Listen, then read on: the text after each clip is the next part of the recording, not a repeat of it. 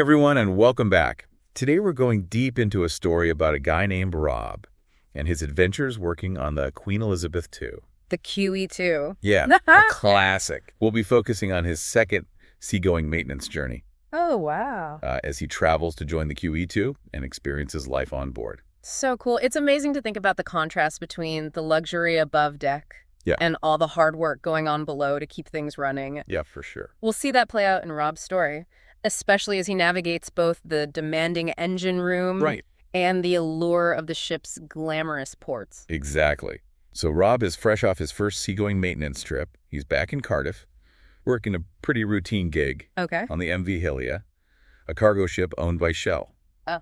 And then out of the blue, he gets this call asking if he wants to go on another SGM. Wow. This time it's solo. Oh, wow. No familiar faces from his previous trip. So this is where the adventure really takes off. Right. Traveling solo adds that extra layer of excitement. And maybe a little apprehension as he embarks on this new journey. Yeah, so he sets off from Cardiff, hops on a train to London Gatwick to catch his flight the next day.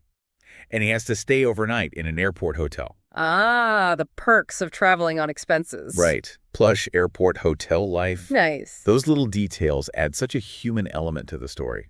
Absolutely. The next morning, he flies from Gatwick to Barcelona. A ship agent greets him and takes him to the docks. And remember, the last gig was on a cargo ship. Right. Imagine his awe when he sees the Queen Elizabeth II. Oh, yeah. What a contrast. It must have been a breathtaking sight. The QE2, the symbol of luxury and grandeur looming over him. Yeah, it's almost like stepping into a different world. For sure. But even on a luxury ocean liner, the engine room is still the engine room. It's a world of intense heat and constant noise and demanding work. Right. Rob even mentions the section they call Death Valley. Oh, wow. Because it was so hot. It's a reminder that behind all the luxury, there's a crew working tirelessly in challenging conditions. Yeah. It's not all champagne and caviar. No, not at all. But amidst the tough work there is camaraderie. Rob runs into some fellow workers from Cardiff. Oh, really? Yeah. And he realizes a good number of them are also from Cardiff. Oh, that's great. So that must have felt like a little piece of home in this huge ship. Absolutely. Finding those connections makes a huge difference. Yeah. Especially in a demanding environment. Like a support system. Yeah. Sharing some banter and humor. For sure. Amidst all the heat and noise of the engine room. Right. Well, let's move on to Rob's experiences beyond the engine room. Okay. The QE2 is famous for its stops at amazing ports. And his journey took him to captivating destinations in the Mediterranean. That's right.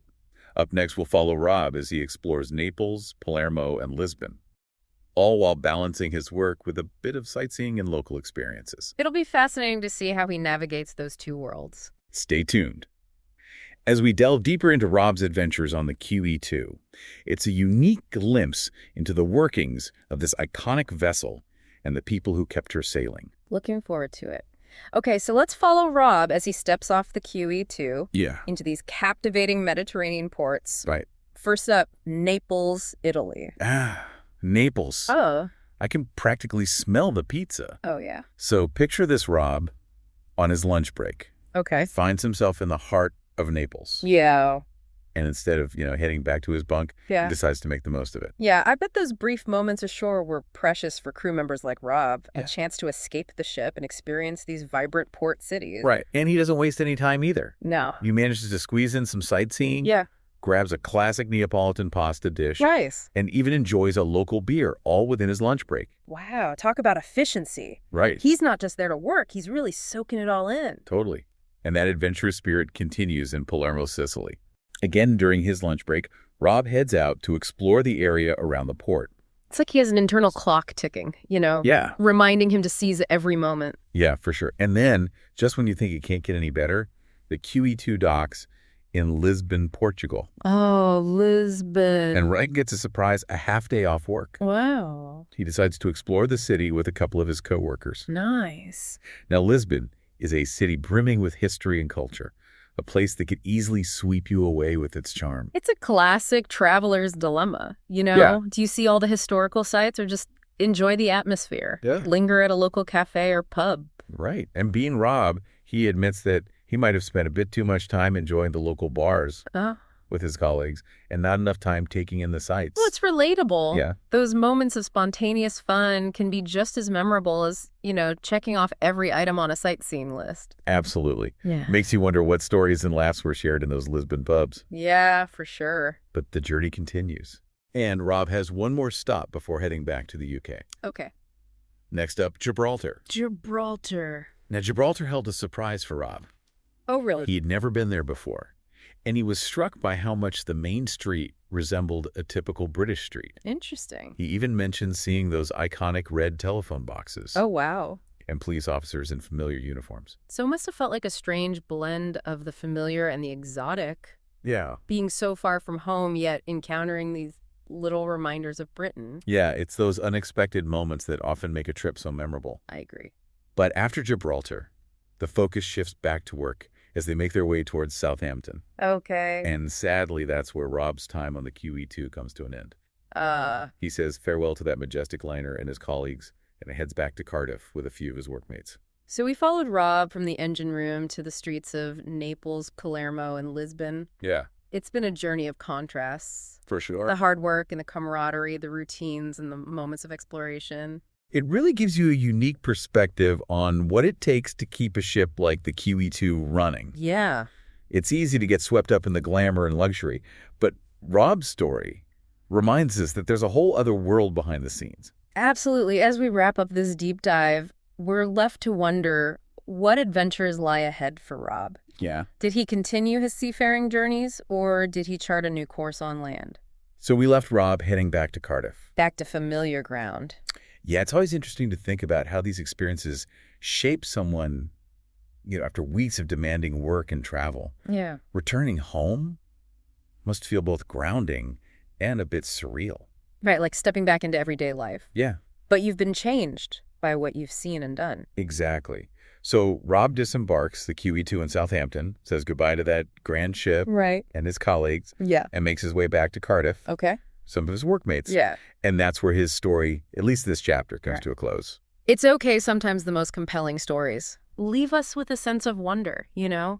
Invite us to imagine what might have come next. I like that it's like Rob's journey sparks our own curiosity. Did he continue working on ships? Yeah. Maybe seeking out even more incredible destinations? Right. Or did he decide to pursue a different path altogether? Yeah. We're left to ponder those possibilities. Exactly. It's a good reminder that everyone has a story, a unique collection of experiences that shapes who they are. And sometimes we only get a glimpse into one chapter. Yeah. But even that glimpse, that snapshot of Rob's time on the QE2 has given us some real insights. We saw that contrast between the glamour of the liner and the reality of the engine room. For sure. We witnessed his passion for exploring new places. Right. Even during those short breaks.